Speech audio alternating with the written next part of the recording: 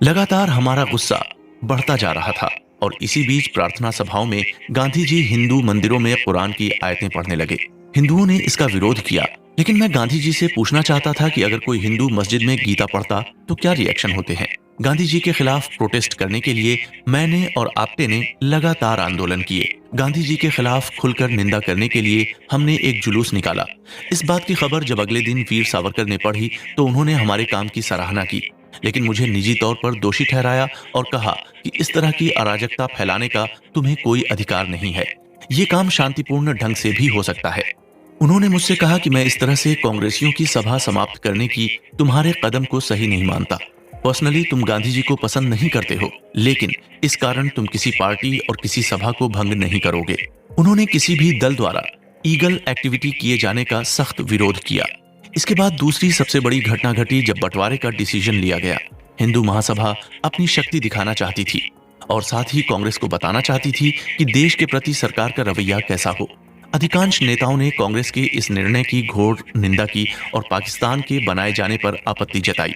इस बीच हमें यह भी लगने लगा था कि वीर सावरकर अब और अधिक एक्टिव नहीं रह पाएंगे। वे महासभा की एक्टिविटी और फ्यूचर स्ट्रेटजी में शामिल होना लगभग बंद हो गए थे।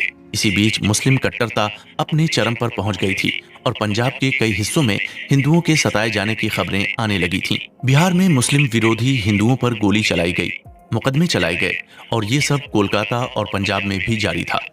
जिस बात का डर हमें था अब वो सामने होता नजर आ रहा था। अगस्त 1947 के प्रकाश पर्व पर पूरा पंजाब जल रहा था, खून की नदियां बह रही थीं। अखिल भारतीय हिंदू महासभा का अधिवेशन 9-10 अगस्त 1947 को दिल्ली में आयोजित हुआ, जिसकी अध्यक्षता वीर सावरकर ने की। इसके जरिए मैं आपटे और मेरे जैसे कई लोग एक आखिरी प्रयास करना चाहते थे।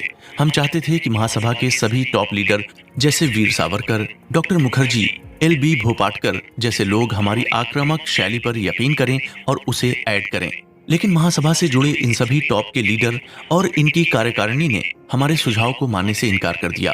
भारत का विभाजन हो जाना मेरे लिए एक श्राप के समान था। ऐसी स्थिति में चुप बैठना विभाजन का समर्थक होने जैसा या उसे स्वीकार करने जैसा था।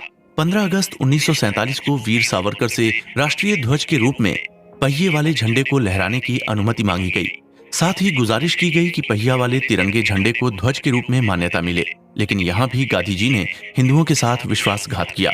इसके बाद मैंने, आपटे ने और युवा संघ के हिंदू साथियों ने मिलकर एक बार फिर सावरकर के खिलाफ सक्रिय आंदोलन करने का मन बनाया और इसे लेकर प्लानिंग शुरू की। इस बीच मैं हिंदू महासभा के पुराने लीडरों के खिलाफ होने लगा। मैंने अपने समाचार पत्र अग्रणी और हिंदू राष्ट्र में मेरी डायरी के नाम से खुले तौर पर युवा पीढ़ी का ही आह्वान किया। मैंने 2 तारीख की प्लानिंग बनाई। पहली थी शांतिपूर्ण तरीके से और दूसरी शक्तिशाली तरीके से विद्रोह के जरिए। मेरा उद्देश्य था गांधी जी के खिलाफ प्रदर्शन के जरिए मैं हिंदुओं को जगा सकूं और उस असंतोष से गांधी जी तक ये मैसेज पहुंचा सकूं कि लोग अब आपकी प्रार्थना सभाओं से नफरत करने लगे हैं। मैंने हैदराबाद में हिंदुओं को बचाने के लिए अभियान चलाया, क्योंकि वहां हिंदुओं पर कट्टर मुसलमानों द्वारा लगातार अत्याचार किया जा रहा था, जो आज है नहीं था। अत्याचार गुप्त और तानाशाही तरीकों से किए जा रहे थे, इसलिए हम इनका खुलासा करने का संकल्प ले चुके थे। मैं इस बात से भी इनकार करता हूं कि वीर सावरकर को इन सभी बातों का पता था। आखिरकार मेरी इन एक्टिविटीज ने मुझे गांधी जी को गोली मारने के लिए प्रेरित किया, लेकिन यहाँ ये दोहराना चाहूंगा कि इसमें आपटे, बैज और वीर सावरकर की भागीदारी नहीं थी और हमने गांधी जी और नेहरू को खत्म करने की कोई प्लानिंग मिलकर नहीं बनाई थी। ये सरासर झूठा आरोप है। लेकिन उस समय लग रहा था कि गांधी जी की उम्र के 100 साल पूरे हो चुके हैं और मुझे इसके लिए आशीर्वाद मिल गया था।